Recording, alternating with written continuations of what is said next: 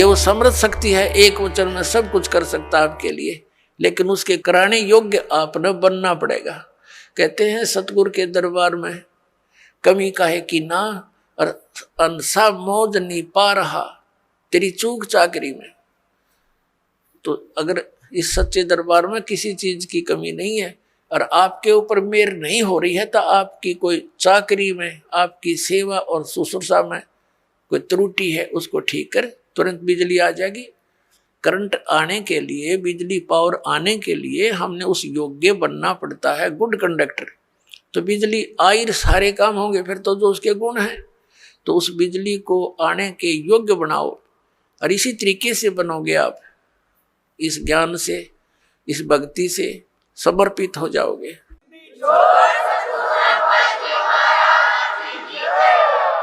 अब प्रसंग चल रहा है सतगुरु के उपदेश का, लाया एक विचार, जय सतगुरु मिलते नहीं, जाते नरक द्वार। अब नरक द्वार में दूध सब करते खेचातान, उनसे कबू ना छूटता, फिर फिरता चारों खाने के दुर्गति होती। चार खानी में भ्रमता, कदे ना लगता पार। और ये सब फेरा मिट गया मेरे सतगुरु के उपकार, यानी उस परम संत, उस संत की कृपा से, इस मंत्र की प्राप्ति से मेरा यू सारा जो दुख था ये बाईपास निकल गया। 100 फेरा सब मिट गया मेरे सतगुरु के उपकार।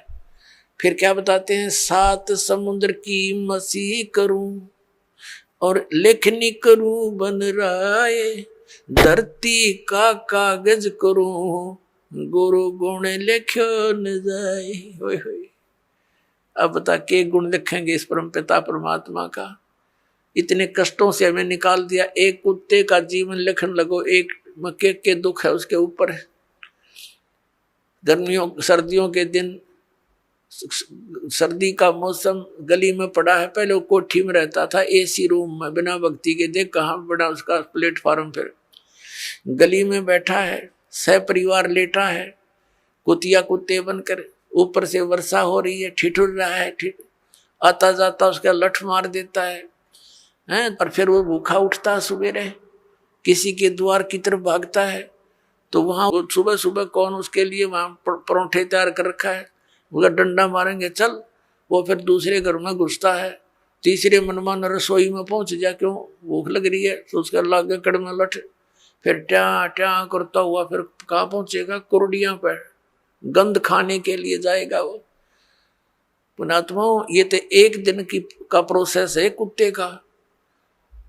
इसको सारे गधे कुत्ते सब 84 लाख योनियों को देखते हुए इसको लिखने लगे, तो परमात्मा कहते हैं परमात्मा के गुणों का, या पूरी पृथ्वी जितना कागज हो, 7 समुद्रों की इंक हो, ये सब खत्म हो जाए, पर परमेश्वर के इस गुण का अंत नहीं।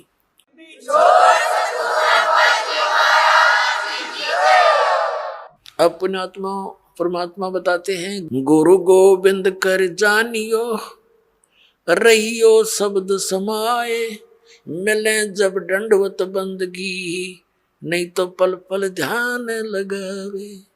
गुरु जी को गोविंद यानी परमात्मा तुल मानकर अपना इस भक्ति रूपी गेम को सफल करना।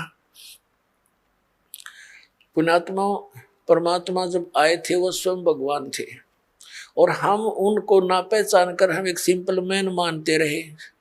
आशीर्वाद देते थे, लाभ भी होता था, लेकिन फिर वो जुलाहा दिखा करता, उन्हें भगवान दिखाई ना दिया। इस करके हम सारे रह गए यहीं पर 64 के 64 लाख। अब परमात्मा ने बताया कि गुरु को गोविंद समझकर, भगवान समझकर डील करो, ट्रीट करो उसको। जैसे ये दास तो भगवान नहीं है, लेकिन वो परमात्मा ऐसे ही दास की तरह रोल करके चले गए, वो भगवान थे, और काल हमारी रोल मार गया नू। तो इसलिए परमात्मा ने कहा है कि गुरु जी को तुमने परमात्मा मानकर अपने इस भक्ति मार्ग को सफल करना होगा, ना कतई नहीं होगा ये तुम्हारा।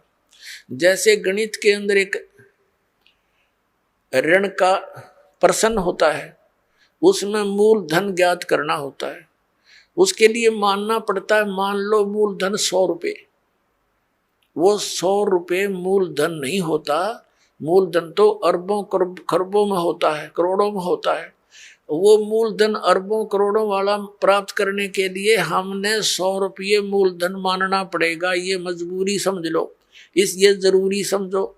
इसके बिना वो मिल नहीं सकता। हमने जिस मूलधन की हम खोज कर रहे हैं और वो नहीं मिला तो हम फेल हो गए, नंबर 0 हमारे। तो गुरु जी को आप जी ने ये समझना पड़ेगा कि भगवान ही बैठे।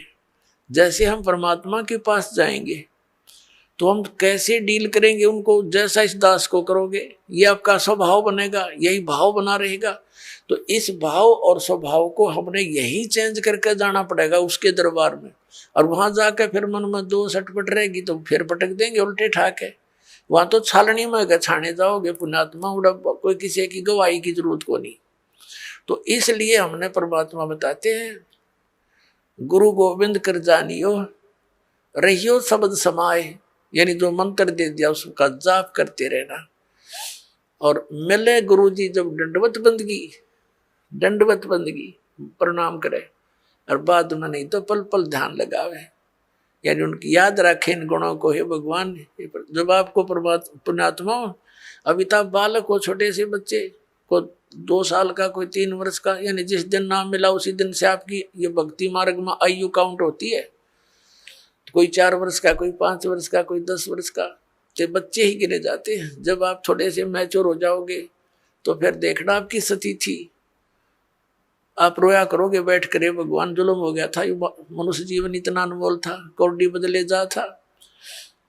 और फिर इस दास की आपको उपयोगिता का पता चलेगा।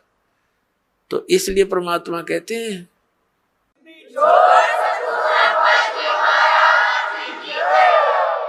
फिर उसकी भूल पड़ ही नहीं सकती। इतना उपयोगी वस्तु एक पल भी नहीं हम दूर हो सकते जिसमें इतना लगाव बन जाएगा, ऐसा खिंचाव बनेगा। और ये लगाव, ये खिंचाव ही आपको सतलोक लेके जाएगा।